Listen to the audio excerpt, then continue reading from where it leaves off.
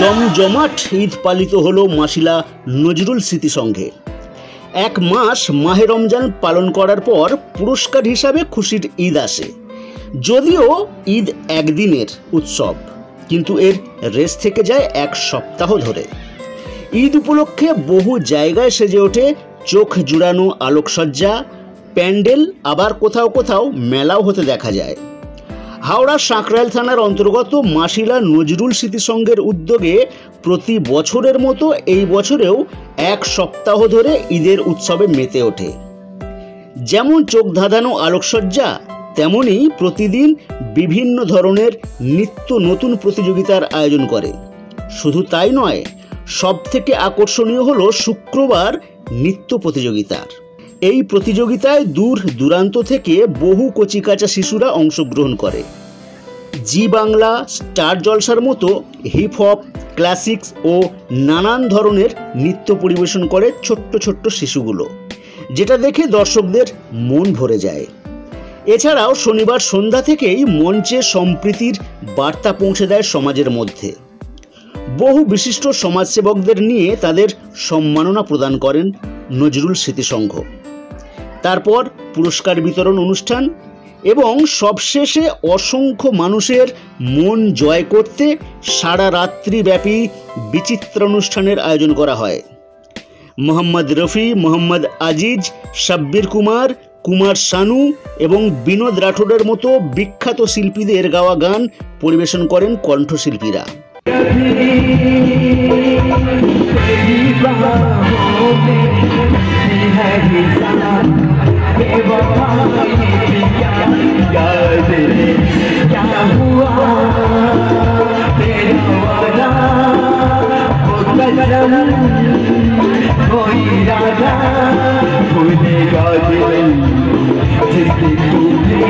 নজরুল স্মৃতি সংঘের সম্পাদক মোস্তাকিন খান বলেন, প্রায় ৩৫ বছর ধরে ঈদ উপলক্ষে এইভাবেই নানা ধরনের অনুষ্ঠান তারা করে আসছেন এবং পরের বছর আরও ভালো অনুষ্ঠান এলাকাবাসীদের উপহার দেবে নজরুল স্মৃতি সংঘ। শেখ বি রহমানের report, AMP news, Sankrail, Masila. আমাদের ক্লাবের পক্ষ থেকে আমরা ঈদের দিনটা আমরা কোনো প্রোগ্রাম রাখিনি। ঈদের পরের দিন থেকে বাচ্চাদের নানা রকম খেলাধুলা, 4 দিন ধরে আমরা খেলাধুলার প্রোগ্রাম রেখেছি। তার পরের দিনকে আমরা রেখেছি বাচ্চাদের ডান্স প্রতিযোগিতা রেখেছিলাম, সেটা কমপ্লিট হয়েছে। আজকে মানে লাস্ট 5 তারিখ আজকে আমাদের প্রোগ্রাম ছিল। সন্ধ্যা থেকে মানে প্রাইজ বিতরণী অনুষ্ঠান আর কিছু বিশেষ অতিথিদের আমরা আমন্ত্রণ করেছিলাম, তাদের অতিথি বরণ যেরকম ভাব করে আমরা সেটা করেছি। আর সব শেষে আমাদের একটা সাংস্কৃতিক অনুষ্ঠান একটা আছে। এই পর্যন্ত বিশেষ অতিথি বলতে আমাদের ছিল নন্দলাল মুখার্জি ছিল, দিলীপ গাঙ্গুলি ছিল, সুভাষিস ব্যানার্জি ছিল, অপূর্ব ঘোষ, সারদা চ্যাটার্জি, রীতা কুমার, আর আমাদের ক্লাব সংগঠনের সঙ্গে খুব ওতপ্রোতভাবে জড়িত নাজনীন মল্লিক, কলেজের অধ্যাপিকা, তিনিও আমাদের সঙ্গে ছিল, আর দীপঙ্কর কুমার আমাদের সঙ্গে ছিল। এক সপ্তাহ ধরে আপনাদের এই যে প্রোগ্রাম, নজরুল স্মৃতি সংঘ থেকে এই যে প্রোগ্রামটা বা অনুষ্ঠান আপনারা করলেন, তো এটা তো একটা ব্যয় সাপেক্ষ একটা ব্যাপার। তো এই ব্যবস্থা বলতে গেলে আমাদের দীর্ঘ আমরা 25-30 বছর ধরে এই প্রোগ্রামটা করছি। মানে আমাদের আর্থিকভাবে অনেকেই সহযোগিতা করে, প্রতি বছরে আমাদের সহযোগিতা করে, তাদের সহযোগিতা নিয়েই আমরা প্রতি বছর করি প্রোগ্রামটা।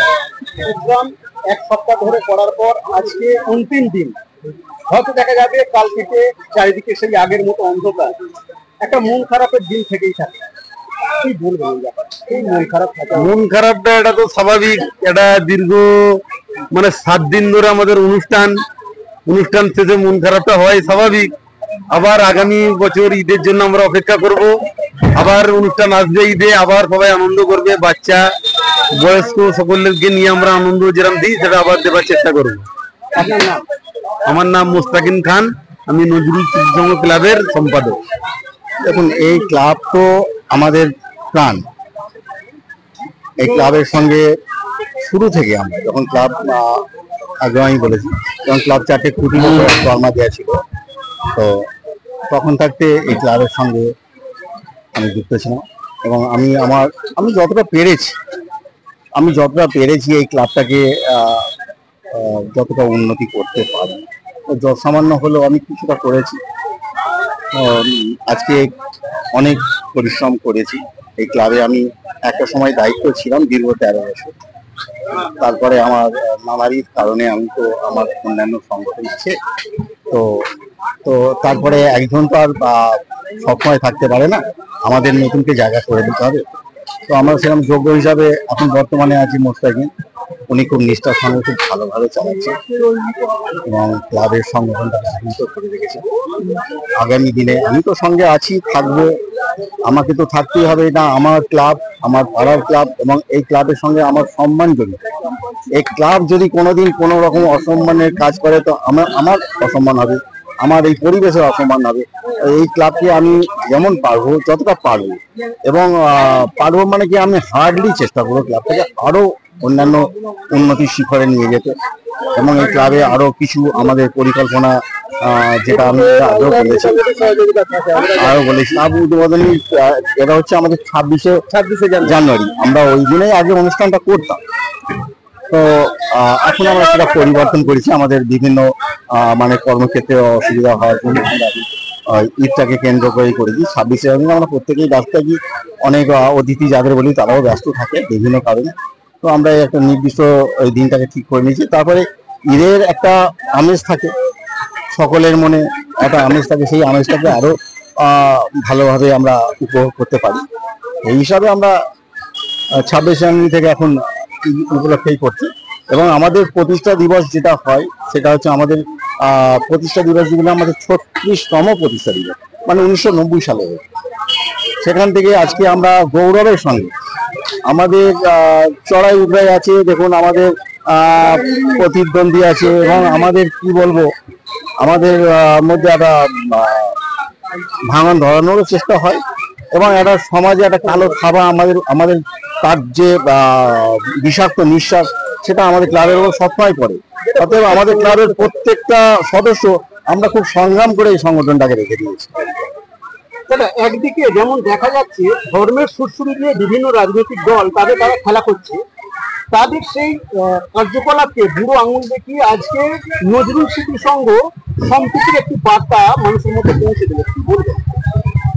দেখুন, এটা তো আমরা আজকে শুধু না, আমরা দীর্ঘদিন ধরেই যে আমাদের ঈদ মিলন বা আমাদের যে আমাদের ফাউন্ডেশন ডে, যেটা আমরা 26শে জানুয়ারি করতাম, তো আমরা জাতি ধর্ম বর্ণ নির্বিশেষে সমাজের যারা জ্ঞানী গুণী বিশিষ্ট জন দিগতে তাদের নিয়ে এসে আমরা এই অনুষ্ঠানটা করতাম।